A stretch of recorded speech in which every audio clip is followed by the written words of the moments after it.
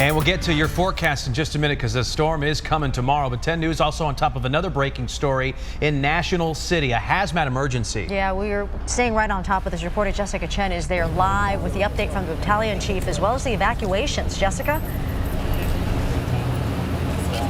Well, that's right. Police have pushed us back to National City Boulevard because they still have this whole area blocked off. But I'm going to have the camera zoom in to where you can see all the activity still happening near 18th Street. You can see several fire trucks and the hazmat team on scene. Now, police say they evacuated this whole area because of a chemical spill at a business that mixes chemicals for a water treatment plant. Now, they've been telling people in the nearby businesses and homes to head to the old gym at Sweetwater High School. Otis Elementary School and National City Middle School both had their students stay in their classrooms, but the fire chief just notified us saying that they'll be lifting that soon. Now, witnesses tell us they started seeing smoke in the back alley near the business. They told us they started smelling this pungent, burning-like, metallic-like smell. Now, one woman told us she started feeling dizzy and had to leave. This man says he rushed out of his home with his dog after he started seeing smoke. It's just right in the backyard, you know, and for chemicals, it's like a real fire, you know. I mean, smoke gushing out and everything, and the only thing different from it is that though it looks like a real fire, you couldn't smell anything. Now, the fire chief told us there were about 30 to 40 people who were evacuated from the area, but nobody was hurt. And they tell us they'll be out here for at least 2 more hours or so to finish the cleanup. In National City, Jessica Chen, 10 News. Thank you, Jessica. One woman is dead after a driver ran a red light in Mira Mesa, hitting her and another man in a crosswalk. 10 News reporter Jared Aarons talked to witnesses who say the street it happened on is dangerous.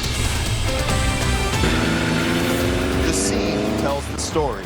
Police tape, empty shoes in a crosswalk, a squished banana, a backpack in the street next to a yellow sheet, and a hole in the windshield of this Honda, the engine still running. But the witnesses paint a much more vivid picture of what really happened. I knew he had red, and I could hear his tires going too fast, like too fast. I was like, he's not slowing down. So I turned around, and that's when he hit him. And then that's when the one lady landed over there, and she's not here anymore. And then the man went flying, and I thought he was dead. Police say the driver of this car ran a red light, hitting an elderly couple in the crosswalk at Mira Mesa and Marbury. The woman died instantly. The man went to the hospital with a broken leg and head wounds. The driver stopped, but didn't have a thing to say about the crash. Is there anything you'd like to say to the family of the people?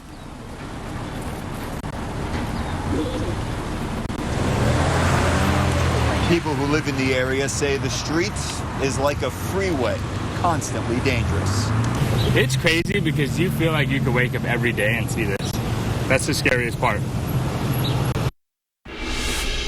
We are in a 10 News breaking weather alert because of a strong storm headed right for us. And you might want to take advantage of this dry weather and prepare you and your family today. Here's meteorologist Megan Perry. And you were saying this not only is a rainy one, but a windy storm. I think the wind is really going to catch a lot of people off guard. We're going to see the wind first. All of tomorrow is going to be a windy day, but the strongest winds arrive in the afternoon and through the night. So this is the storm we're tracking. And the reason we're going to see such strong winds, a lot of times we see storms like this that dive south and they weaken. This one is taking a bullseye. The center of the storm is going right over Southern California, and that's where the strongest winds are. The entire county is in a high wind warning starting at 7 a.m. tomorrow, lasts through 2 a.m. on Saturday. We're talking about widespread damaging gusts of 50 to 60 miles per hour anywhere in the county, potentially higher gusts in some of our mountain locations. And those winds, peak winds, about 2 p.m. until midnight for us. So pretty much all day, and it's going to be windy even in the morning. Then we're talking about the flash flood threat. Now that flash flood watch does go into effect at noon, but not expecting any flooding most of the day. Tomorrow, most of the day is going to be dry, just about a 10 to 20% chance. It's really after 5, 6 o'clock that rain hits the coastline and then spreads inland. I'm going to show you that using 10 News Futurecast in your full forecast. Jason? Megan, thank you. And the weather is certainly a problem at the Orville Dam for 2 reasons. Not only will the rain make the reservoir rise again, the helicopters that have been dropping rocks to fix the broken spillway will be grounded. The lake level now down 32 feet. Experts think that's going to hold. but they're keeping an eye on another storm coming in Monday. We will certainly stay on top of this here, and you can download our 10 News app and stay on top of this storm. It's free to download in the App Store. Mel. Yeah, here in the 10 News Live Center happening now, thousands of immigrants and supporters nationwide are taking action in what's being called a day without immigrants. We're seeing scenes like this. This was in San Francisco. Now, many people are staying home or out protesting President Trump's immigration policies. Like you see here, some are taking to the streets. I want to show you video here. This is from Chicago. Again, this is in response to the president's recent actions on immigration, which includes a pledge to build a wall on the border and the travel ban of 7 majority Muslim countries. Now, we are following what's happening here locally. We will bring you that starting on the Now San Diego at 4 o'clock. And a breaking news update, a frantic morning for some college students who had to call 911 after hearing explosions near sorority houses. The bangs were part of an apparent drug raid in the area. Our 10 News breaking news tracker there at the corner of College and Montezuma as deputies slapped handcuffs on 4 people. And the sergeant at the scene told us that he found needles inside an apartment, possibly for heroin use. They think it may all be a part of a street-level drug dealing business that they broke up. They're still searching the apartment right now. Happening now, police and the FBI investigating after these 2 girls were found dead along a hiking trail. On Monday, Liberty German uploaded to Snapchat this picture of her friend Abigail Williams walking across the train tracks over a bridge. This is near Delphi, Indiana. The next day, their bodies were found in the woods less than a mile from that bridge. Police are now trying to find a man seen in that area. Overnight, they released this image of him. They want to talk to him. They believe he was on that trail around the same time as the girls. The tight-knit community is in disbelief. I think everybody is just ready to know what happened and why and who did this. A detective says they are now reviewing hundreds of tips. Happening today, a young driver charged with killing an elderly man will enter a plea. Efren Black surrendered to police after Monday night's crash in National City. Officers say he ran down Robert Gustafson, who was walking his dogs. Friends, family, neighbors held a vigil for Gustafson earlier this week. They lit candles, placed flowers, and left balloons. And a breaking news update, the man who tried to dive through a store window, physically dive through it in San Ysidro, has some cuts on his face, as you'd imagine. The alarm went off at the Payless shoe store this morning. Police were already nearby and they were able to corner this guy. Police think the man was after the store's cash register, so he tried to get away and leaped through the glass. He was taken to the hospital, then he'll go to jail. Developing at the Pentagon, U.S. ground troops may be sent to Syria. The Defense Department says they are considering that option. Right now, only small special operations teams have supported the fight against ISIS in Syria. President Trump would have to approve any extra military presence. Developing concerns today about a Russian spy ship near a U.S. submarine base. The ship has been operating in international waters about 30 miles from Groton, Connecticut.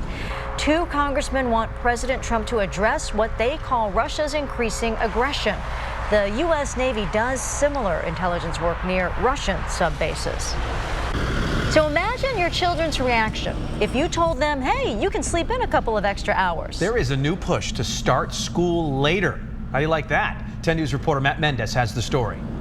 Yeah, and studies show if your son or daughter's waking up to their alarm clock about right now to get ready to go to school, studies show that could be a problem. A mother contacted 10 News. She says her son Evan may need to switch schools next year, and she's considered Claremont High School, but says a 7:20 start time is too early. She cited an American Academy of Pediatrics study showing kids who don't get enough sleep could end up with depression and obesity. The study says later start times could decrease chances of students getting into car accidents and improve their grades and quality of life. Now here's why. The study says teens biologically have a hard time falling asleep before 11 p.m., so it suggests start times no earlier than 8:30. LA area Senator Anthony Portantino used the study to introduce a new bill this week that would require middle and high schools to start school after 8:30. Mariah Bond says her son has a hard enough time getting to school at 8 a.m. as it is. Oh, it's torture. You have to drag him out of bed, and to have to shift that to 40 minutes earlier than what he's doing for next year, it would be heartbreaking. Now, critics worry an earlier start time could cause problems for parents dropping their kids off before heading to work. Now, the average start time in California for middle and high schools was 8:07 a.m. That was from 2011 to 2012, and according to the Centers for Disease Control. In Claremont, Matt Mendes, 10 News. Some new developments at an intersection 10 News first warned you about last night. The city paved over the white lines at 30th and Cedar east of Balboa Park and never painted them back in. Drivers tell us others are missing the stop signs without those white lines. The other day when I pulled out from right there, a car ran the stop sign, almost rear-ended me. After our story aired on 10 News at 6, the city went out and put those lines back in. Happening now, the concrete slab that had thousands of people evacuating in San Francisco is stable. A construction company says that a hydraulic lift failed, sending the slab sideways and throwing a crane at an angle. We showed this to you live as it was happening at 4 o'clock. Can't you see it right there, sort of leaning? Well, police evacuated nearby office buildings and streets just in case, but nobody was hurt.